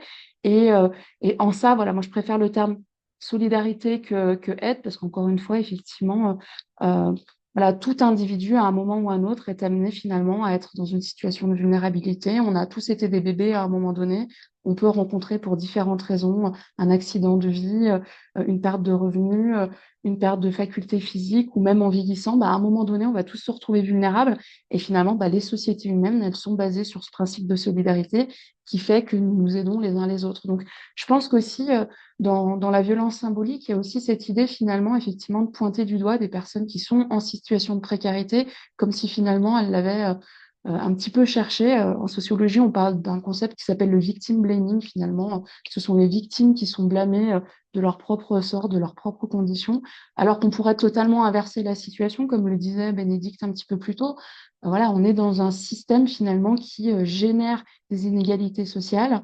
Euh, et, euh, et voilà. Donc pourquoi je dis ça? Parce que les solidarités, effectivement, bah, je pense que voilà, elles peuvent être aussi repensées comme voilà, faisant partie aussi de nos collectivités, du collectif, de notre humanité. Voilà, on est des êtres sociaux et c'est vraiment la pierre angulaire de nos fonctionnements humains. Et puis aussi la solidarité, c'est aussi penser le fait qu'effectivement, bah, les personnes qui sont en situation de précarité alimentaire, qu'elles aient recours ou pas à l'aide alimentaire, finalement, elles utilisent aussi des leviers de solidarité plus informels qui vont être des solidarités communautaires, des solidarités familiales. Euh, voilà. Et ça, ces solidarités-là, parfois, elles peuvent aussi éviter effectivement de faire appel à aux solidarités voilà, plus organiques, plus institutionnelles, qui peuvent justement générer une perte d'estime de soi, une honte, etc. Mais elles existent, c'est-à-dire que voilà, il y a des échanges, il y a des cagnottes qui peuvent être organisées, il y a des trocs aussi qui existent. Il y a aussi tout un tas de stratégies. On parlait tout à l'heure, bah, effectivement, alors c'est assez tragique, hein, je dis pas que c'est quelque chose à valoriser, mais effectivement, ce glanage, parfois, voilà, des stratégies alternatives qui vont faire effectivement que les personnes arrivent plus ou moins à accéder à la nourriture. Mais en tout cas, je trouve que c'est aussi intéressant de valoriser finalement ces techniques, ces stratégies qui sont mises en place par les personnes, plutôt que de pointer exclusivement finalement cette idée de manque. Euh, Cette idée finalement, cette vision un peu déficitaire quoi, de ces populations-là qui finalement peuvent faire preuve d'énormément d'ingéniosité finalement dans leur quotidien pour accéder à la nourriture, pour la transformer, pour la stocker, etc. Et Merci peut-être qu'on aura Sonia. des exemples. Je vais passer la parole à Aline, peut-être pour le mot de la fin, mais Bénédicte, je t'autoriserai à reprendre parce que je vais reprendre un des termes que vous avez utilisé en tout début, c'est le terme de résistance. Vous avez dit ça résiste. Effectivement, je voulais passer la parole à Aline sur ce dernier temps de notre échange sur les modèles alternatifs à l'œuvre. On voit qu'il y a tout un tas voilà, de nouvelles approches qui se développent. J'en ai parlé tout à l'heure, des repas partagés, etc. Vous, est-ce que vous, pour reprendre le mot de Bénédicte, vous classez parmi ces initiatives innovantes et vous vous comprenez comme une résistance. Vous pourrez reprendre ce mot, ce terme pour vous, votre démarche face à un système sur le terrain, à un point de rupture finalement, Voilà, voilà comment vous vous situez par rapport à ça je vous avais aussi demandé à chacune si vous aviez des nouvelles approches, de nouvelles initiatives, dispositifs qui méritent ce mot d'être évoqués ici et surtout d'être essaimés. Voilà, n'hésitez pas. Mais Aline, je vous passe la parole et puis rapidement Sonia et Bénédicte si vous voulez conclure sur ce point. Ensuite, on verra les questions et commentaires du public. Alors, 1000 questions en une, donc je vais répondre à ce que je peux. Sur le terme résistance, euh, bien sûr qu'on peut chez Vrac l'embrasser. Bénédicte le sait, moi j'ai tendance à parler de laboratoire. Je pense que vraiment chez Vrac, on est un laboratoire qui consiste à mettre à jour que si on donne les moyens d'apposer un levier face à une contrainte économique, symbolique ou géographique, les personnes, qu'on les appelle personnes précaires, personnes populaires, ou en tout cas les habitants des quartiers populaires, sont au rendez-vous parce qu'ils souhaitent déjà bien manger. Donc, le terme qui, de mon point de vue, euh, va bien avec vrac, c'est plutôt la contre-culture. On est dans une approche contre-culturelle de ce que traditionnellement l'aide alimentaire venait apporter. Et puisque je peux pas répondre aux 999 autres questions de la question principale, et je laisserai Bénédicte qui le fera bien mieux que moi terminer aussi sur les formidables initiatives qui ont cours partout en France. Euh, Vraiment, la contre-culture, c'est vrai qu'en tout cas, elle s'arrime à la notion de vulnérabilité. Sonia Bouinma vient d'en parler. Et je ne peux pas ne pas citer l'ouvrage Éloge de l'insuffisance de Jean-Yves Barrère, que j'encourage vraiment tout le monde à lire. Et c'est d'avoir une posture qui prend le contre-pied de la puissance. Nous, concrètement, à Vrac, on est trois pelés dans les équipes. Et pourtant, on propose des tonnes et des tonnes de produits, on brasse des centaines de personnes. Donc concrètement, tout seul, on ne peut rien. Physiquement et pratiquement personne. Et on remet en jeu cette vulnérabilité de ressources humaines avec l'ensemble des adhérents, de dire, mais si le groupement d'achat doit vivre, en fait, on a besoin de vous. Et comme on préfère l'équité à l'égalité, on a décidé de ne pas imposer d'heures de coopération, mais de faire en sorte que chacun, selon ses possibilités physiques et ses possibilités en temps, participe, arguant qu'un fringant sexagénaire qui a la forme a une force de frappe en temps supérieure à la maman solo de trois gamins en bas âge.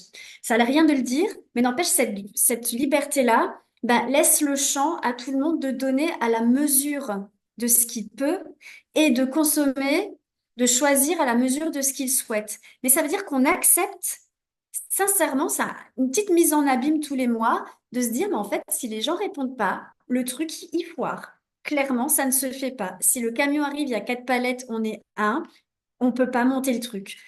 Et par une certaine magie qui s'appelle la solidarité et l'envie d'être ensemble, il se trouve que ça marche. Je vous dis pas qu'il n'y a pas d'huile de coude derrière, mais n'empêche que c'est en acceptant de se dire, ça va peut-être pas marcher, mais on va faire tout pour que ça le fasse, que cette alchimie, elle prend.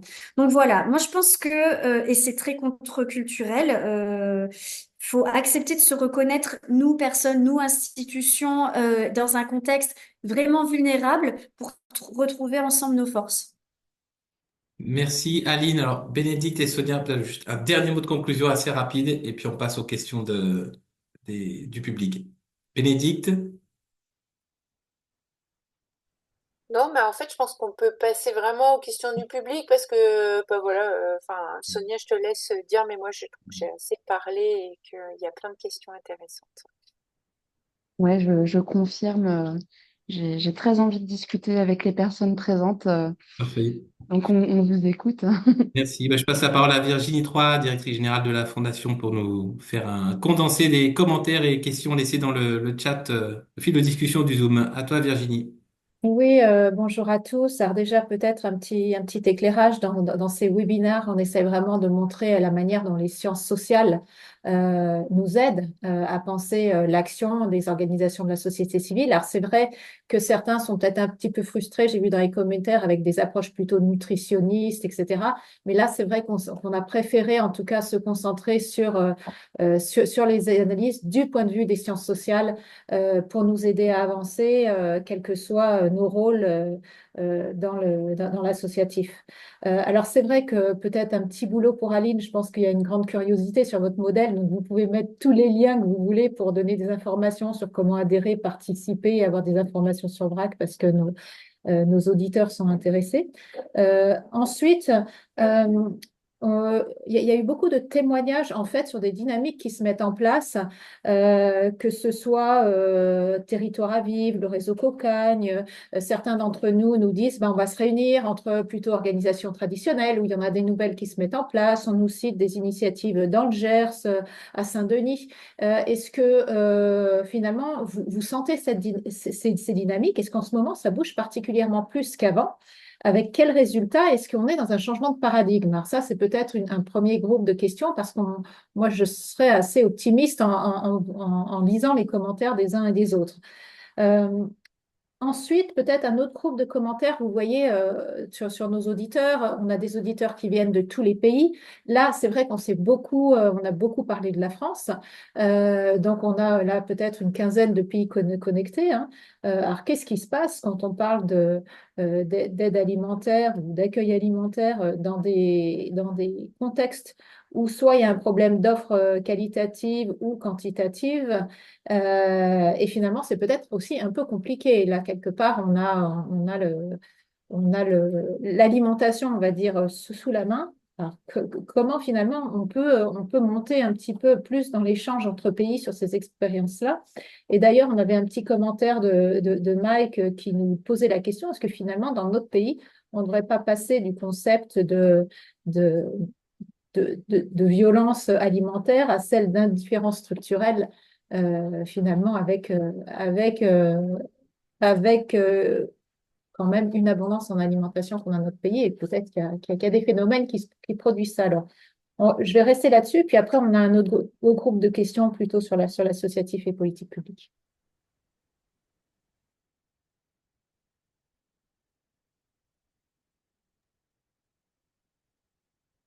Du coup, Je vous laisse y répondre dans l'ordre que vous voulez. Et on a Issa qui lève la main. Donc, Issa, on peut pas, notre système ne nous permet pas de vous donner la parole, mais n'hésitez pas à écrire votre question dans le chat et puis on va la relayer.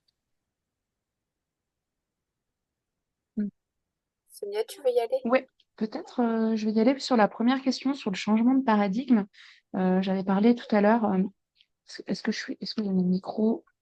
Oui.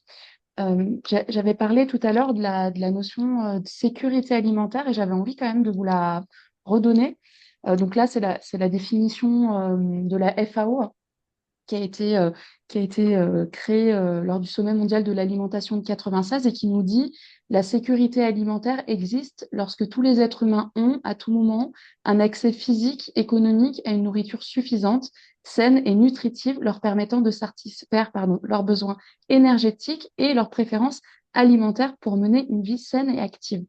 Donc, ouais, ça, c'est une définition qui date de 96 et on voit bien qu'effectivement, elle intègre voilà, différents enjeux, à savoir un accès en quantité alimentaire suffisante, mais aussi une stabilité dans le temps et une qualité aussi. Et cette qualité, en fait, elle signifie plusieurs choses, c'est-à-dire la couverture des besoins nutritionnels. Et là, peut-être que je vais faire plaisir aux nutritionnels qui font partie effectivement du public. Donc, voilà, la couverture des besoins nutritionnels, ce qu'on va souvent entendre par bien manger, hein, vraiment la dimension nutritionnelle, mais aussi le respect des préférences alimentaires. Et ces préférences alimentaires, on le sait bien, elles vont varier en fonction de différents facteurs qui vont être des facteurs sociaux, culturels, idéologiques, religieux, régionaux, etc., etc. Et ça, c'est vraiment quelque chose d'important et que je trouve important de rappeler dans le cadre d'un échange sur la précarité alimentaire.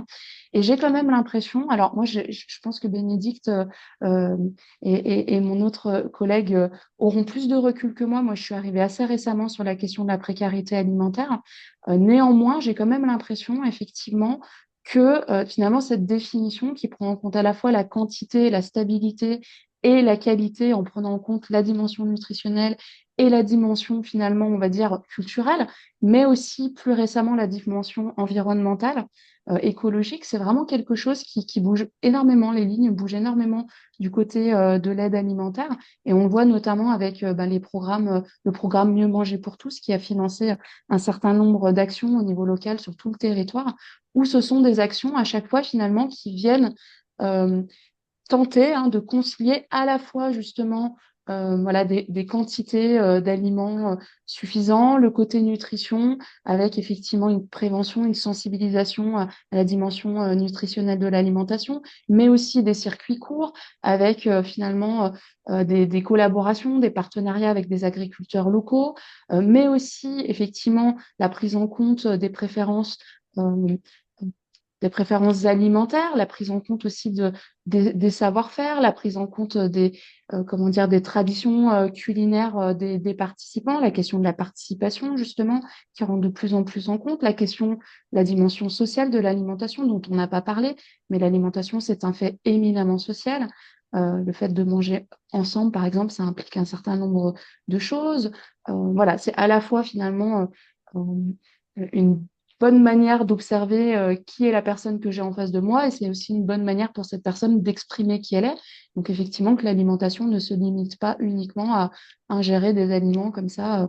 Euh, voilà. Donc ça, j'ai quand même l'impression effectivement que ça bouge beaucoup, qu'on a eu longtemps tendance à opposer le bien manger et finalement ces questions de précarité. C'est soit l'argent, soit la qualité, quoi, finalement. Et effectivement, moi, ce que je peux voir effectivement bouger, ça va être cette intégration et cette mise, non pas en concurrence, mais cette mise en perspective des dimensions économiques, budgétaires, sociales, culturelles, environnementales et nutritionnelles, finalement. Voilà, essayer justement de voir comment ça peut fonctionner. En tout cas, moi, c'est vraiment le sentiment que j'ai en voyant ce qui se passe dans mes terrains, mais aussi avec mes étudiants qui travaillent sur plein de sujets différents. Voilà, ce changement de paradigme, en tout cas, c'est comme ça que je le vois tout doucement arriver, quoi. Pour rebondir sur ce changement de paradigme, et c'est vrai que tout à l'heure, je m'étais noté de le faire et je l'ai pas fait, de dire un mot sur le fonds Mieux manger pour tous. Et ben en fait, quel va être l'enseignement qu'on va avoir de l'utilisation de ce fonds, de son affectation Mieux manger pour tous? Si on repart un peu en arrière, en 2019, il se passe quelque chose au niveau de la structuration de l'aide alimentaire en France, mais parce qu'on est complètement obnubilé par la crise sanitaire et en fait les files d'attente qui grossissent, la pression en fait qui va s'opérer de la part des structures de l'aide alimentaire, eh ben on se rend, on passe sous silence le fait que on va retranscrire ce qui concerne l'aide alimentaire qui était avant consigné dans le code rural de l'agriculture et de la pêche, dans le code des affaires sociales et de la famille. Et ça, c'est un changement parce qu'au moment où on fait cette transcription, on y ajoute en fait toute la question de la dignité et il y a un choix à ce moment-là de transformer l'aide alimentaire et de bousculer les opérateurs un peu historiques. Cette bousculade, elle va pas avoir lieu parce qu'en fait, ils vont avoir besoin de soutien parce qu'ils sont en train de devoir absorber quelque chose qui, de l'autre côté, en fait, n'est pas du tout absorbé. C'est-à-dire que ça fait des années qu'on demande aux acteurs de l'aide alimentaire d'accomplir une mission qui est impossible. Ils n'ont pas les moyens de répondre à la mission qui leur est confiée et à laquelle on vient sans cesse donner de nouvelles injonctions. C'est-à-dire qu'au départ, il fallait faire de l'aide alimentaire pour permettre aux personnes de sortir de la pauvreté. Puis on va rajouter l'injonction de lutter contre les gaspillages alimentaires. Puis après, celle de faire de la réinsertion professionnelle. Et puis maintenant, celle de devoir manger équilibré. Et encore, maintenant, celle de devoir préserver l'environnement et la planète. Incroyable. Alors que l'objectif, si on lit les statuts des structures d'aide alimentaire, c'est bien pour sortir les personnes de la pauvreté et pas pour répondre à tous ces autres injonctions qui viennent finalement utiliser l'aide alimentaire à d'autres fins. Donc le changement de paradigme qui va arriver à ce moment-là, on peut s'en inquiéter et donc interroger quels enseignements on va avoir du fonds Mieux manger pour tous. Le Fonds Mieux Manger pour tous, en fait, il n'a pas du tout permis aux structures historiques de l'aide alimentaire d'aller mieux. C'est-à-dire qu'on leur a donné cette injonction de devoir aller aider des agriculteurs, donc de devoir dépenser plus d'argent sur l'alimentation, quand leur modèle vise à en dépenser le moins possible. Ça ne marche pas. Du coup, ils n'ont pas pu absorber les personnes qui venaient en plus. Et donc, ça les a mis encore plus en tension avec cette envie, en fait, pour eux de bien faire. Ils en sont déjà conscients, mais cette impossibilité. Et moi, ça, je trouve que c'est extrêmement brutal, où du coup, on va dire, ah bah regardez, eux, ils ont super bien fait, mais en fait, quand on regarde cette enveloppe globale par rapport aux personnes qui ont recours à l'aide alimentaire, ça représente 25 euros par personne et par an. Donc globalement, on va pas changer la face de notre territoire, de l'installation de nos producteurs et tout ça, en injectant ces sommes-là. Alors ça fait un bel effet d'annonce, mais concrètement, ça marche pas. Mais pour la petite histoire, quand on regarde ce qui s'est passé chez Vrac et sur son petit modèle, ce petit laboratoire-là, avec le Fonds Mieux Manger pour tous, ils ont pu accueillir et recevoir plus de personnes. Et comme eux n'étaient pas sur un système d'approvisionnement où on ne paye pas, comme ils payaient déjà correctement le producteur, si on leur donne un coup de pouce pour mieux payer le producteur ou pour aider la personne qui a recours, eh bien ça marche. Du coup, est-ce qu'on va se dire, ah bien en fait, la porte d'entrée, c'est la juste rémunération du producteur? Je ne sais pas. Ça pourrait être un bel enseignement du fonds Mieux Manger pour tous, en tout cas quelque chose à en tirer. Mais donc, dans ce changement de paradigme, on est là face à un choix. Soit on continue sur la question de l'aide alimentaire et on peut l'améliorer. On peut saupoudrer de bio, on peut saupoudrer de produits locaux, mais on ne change pas la relation d'aide et on n'autonomise pas les gens. Soit en fait on rentre dans ce bras de fer qui est en train de se mettre en place sur les territoires avec la perspective de mise en œuvre d'une sécurité sociale de l'alimentation, où là on fait le choix de la démocratie alimentaire et c'est plus compliqué. Et du coup, qu'est-ce qu'on ressent sur les territoires? Un enthousiasme débordant, mais aussi le fait de réenclencher la bataille de la sécu.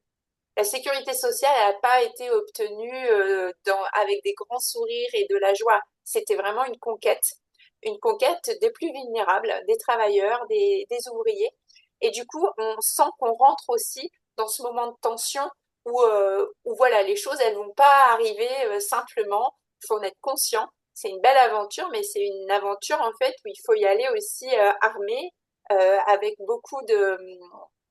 je veux dire, beaucoup de conscience de ce que ça comporte pour pas trop vite se faire décourager avec des arguments économiques ou d'autorité de celui qui saurait, et en se disant non, quand même, là, on le sent, c'est viscéral, c'est impossible de laisser la population, les personnes qu'on côtoie dans ces Mm. situations-là alors qu'on a un levier à activer, et donc on y va. Mais on est dans cette tension, on est dans ce bras de fer. Ouais.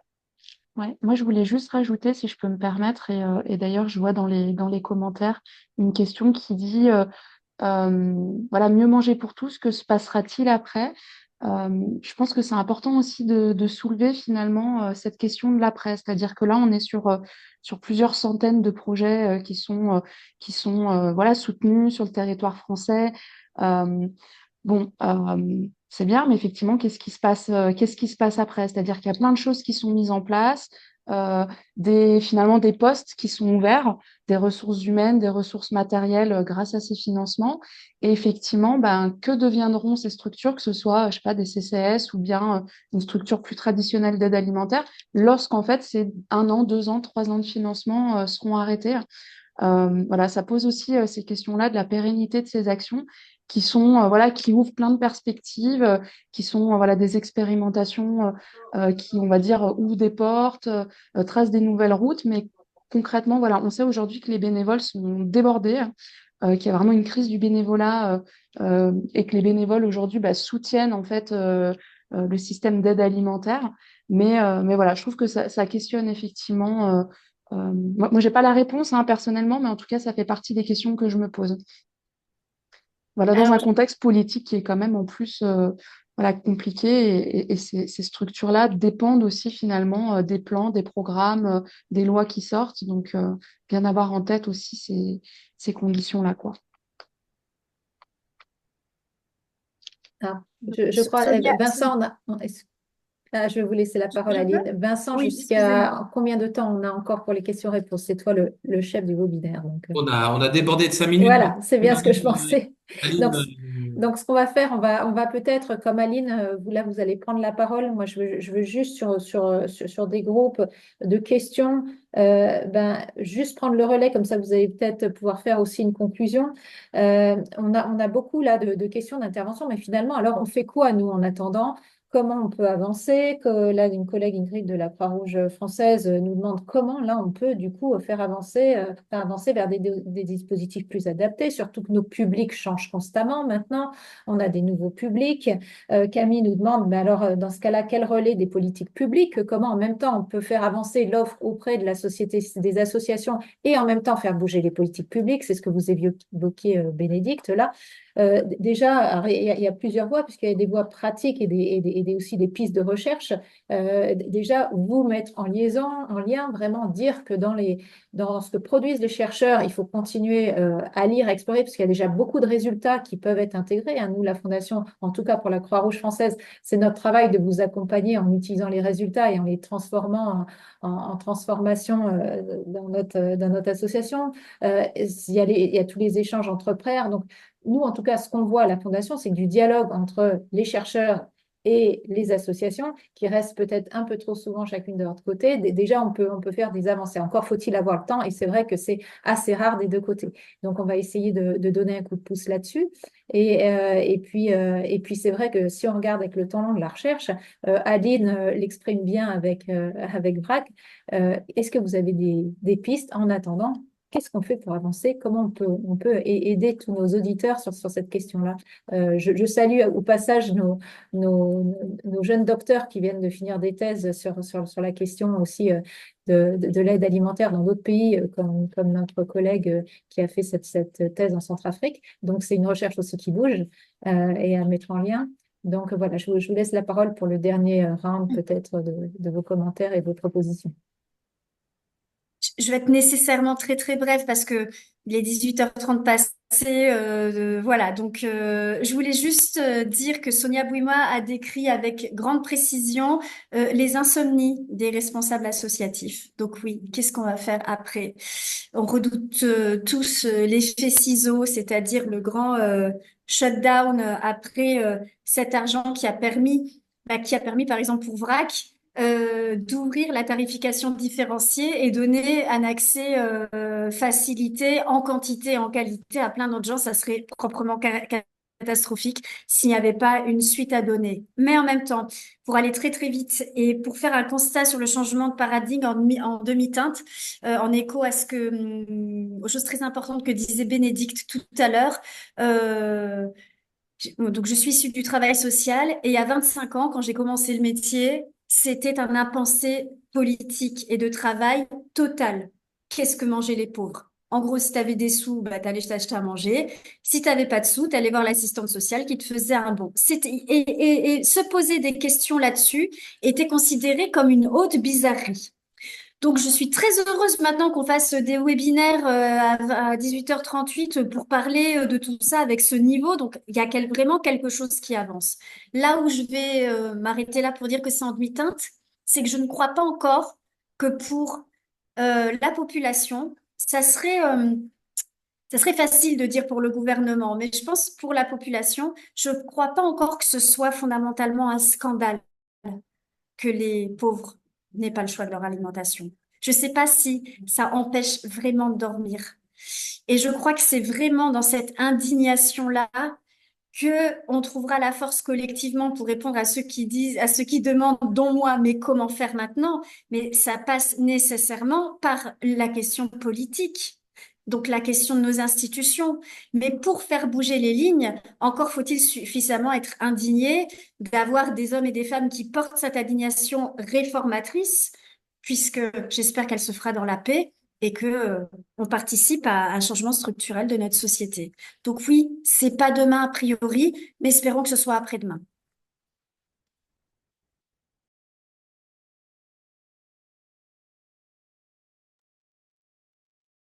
Bénédicte et Sonia, un dernier mot peut-être. Parle sous ton contrôle. Vincent. Bénédicte, je t'en prie. Simplement, merci en effet d'organiser ces discussions et ces échanges qui permettent en effet de rétablir d'autres récits par rapport à des récits dominants. On a beaucoup déconstruit sur toutes les histoires sur le colonialisme, le néocolonialisme, et on est en train de déconstruire aussi sur la question alimentaire et de se réapproprier ce sujet pour aussi le mettre un peu sur la table, c'est le cas de le dire, et arriver à se figurer les choses autrement et se dire que oui, il y a un récit de la domination dans notre système alimentaire et qu'il est de bon ton en fait de s'appliquer à le déconstruire pour mieux se l'approprier et regarder autrement du coup, toutes les dynamiques de résistance, de résilience et tout ce qui se construit et qui est extrêmement riche et positif autour. Oui. Merci également à tous et toutes en particulier, puisqu'on est souvent sur des sujets très genrés, hein. On n'a pas eu l'occasion de trop creuser, mais en tout cas, moi, je reviendrai peut-être sur cette idée que Vincent avait développée en introduction. Effectivement, l'alimentation, c'est un peu comme une petite pelote de laine. C'est une anthropologue, Isabelle Bianchi, qui avait dit ça. Quand on tire dessus, il y a toute la société qui vient avec. Et j'aime beaucoup cette image parce qu'effectivement, on est vraiment sur une lucarne, une vraie lucarne qui nous permet d'appréhender notre société et notamment ses inégalités sociales, ses systèmes de domination, etc. Mais inversement, je pense que on peut se servir de l'alimentation comme moyen de lutte, comme moyen de résister, comme disait tout à l'heure Bénédicte. Alors voilà, je sais pas combien de temps ça va prendre, mais j'ai bon espoir en tout cas qu'à travers ce travail sur l'aide alimentaire, les solidarités alimentaires, on en vienne effectivement à faire tomber le système alimentaire tel qu'il existe aujourd'hui avec voilà, ces dominations, ces injustices et ces incohérences qui sont à l'origine de nombreuses souffrances. Et voilà, pour ma part. Merci à tous. Eh ben merci. C'est nous qui vous remercions. Merci pour cet échange vraiment passionnant. C'était le dernier Instant Recherche de l'année. Je vous donne rendez-vous l'année prochaine pour deux nouvelles éditions. Merci vraiment à tout le public, toutes les personnes qui ont assisté. Vous pourrez retrouver ce webinaire sur la chaîne YouTube de la Fondation. On communiquera bien sûr comme il faut pour que vous ayez le lien vers l'enregistrement et que vous puissiez vous aussi le relayer. Ça fait partie aussi des choses qu'on peut faire, des petites résistances, comme dirait Bénédicte aussi. Voilà, que de diffuser ce genre d'événements. Donc encore merci Aline, merci Sonia, merci Bénédicte. Et puis eh bien rendez-vous pour une prochaine occasion sur ces sujets d'importance et d'autres. On n'en manque pas. Voilà, merci encore à toutes, merci au public et je vous dis à très bientôt pour un nouveau webinaire. Au revoir, Bonne Au revoir. merci. Au Au revoir, revoir. bonne soirée. Merci. Merci beaucoup. Au revoir. Au revoir. Bon.